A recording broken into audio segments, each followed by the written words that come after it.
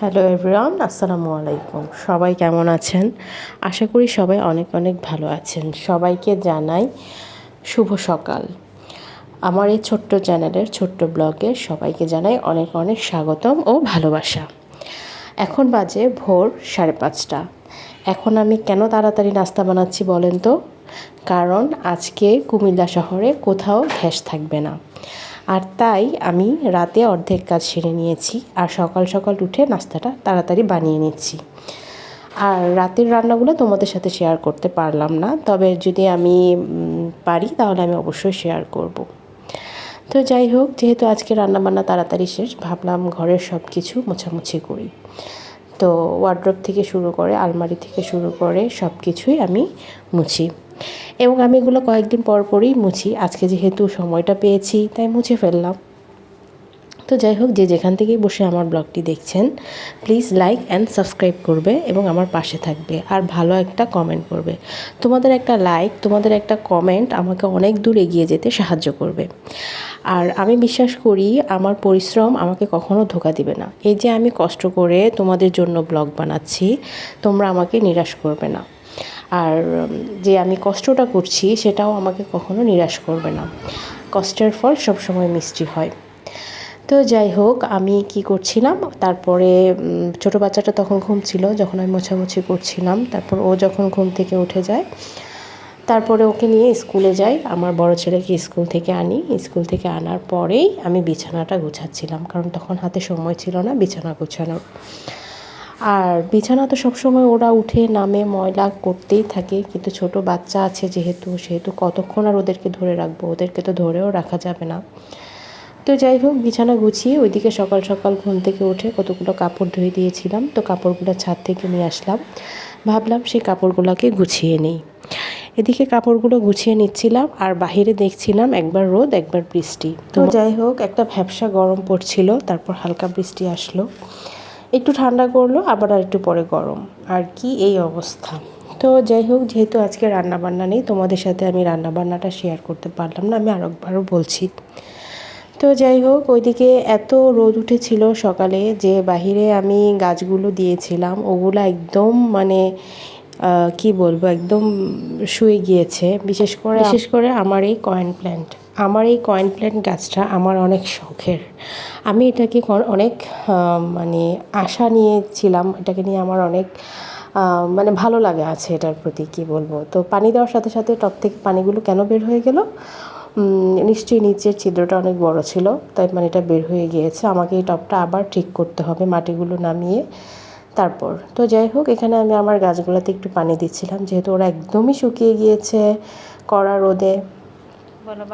আর এদিকে আমার ছোট বাবাই কি বলছে তা শুনুন। কি ভাত খায়?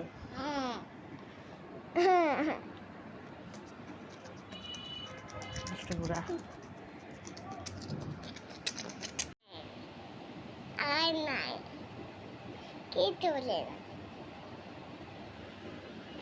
মা আমাকে নিয়ে দাও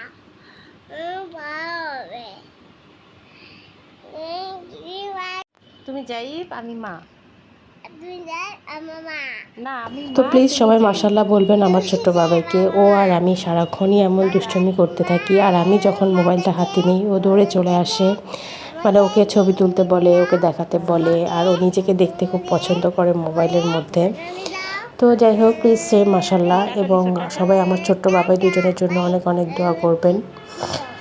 তো যাই হোক, তারপর আমি আমার বারান্দাতে চলে আসলাম। ওই যে পানি দেওয়ার পরে ওরা একটু জেগে উঠেছে। আর কালকে থেকে আমি ওকে রোদে রাখবো না, যেহেতু এটা ইনডোর প্ল্যান্ট, আমি এটাকে ইনডোরেই রাখবো। ভাবছি আর রোদে দিব না, কারণ রোদে দেওয়ার কারণে আমার পাতাগুলো যেন কেমন হয়ে গেছে।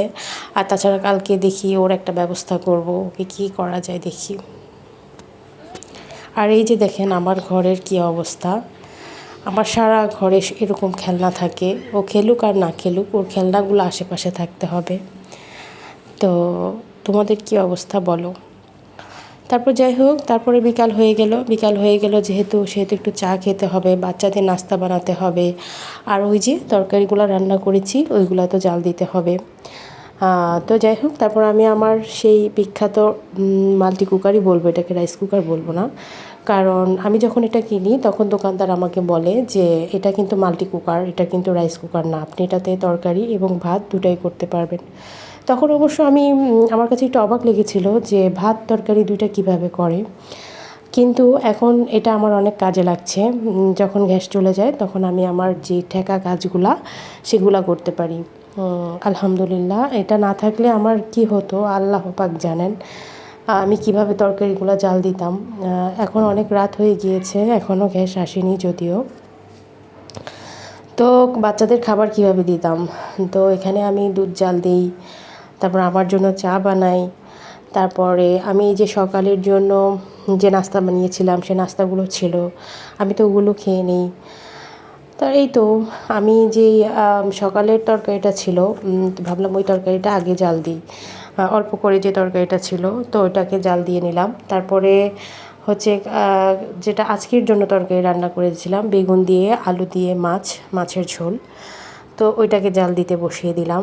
আর আলহামদুলিল্লাহ এখানে সুন্দর করে তরকারিটা জাল দেওয়া হয়ে গেল।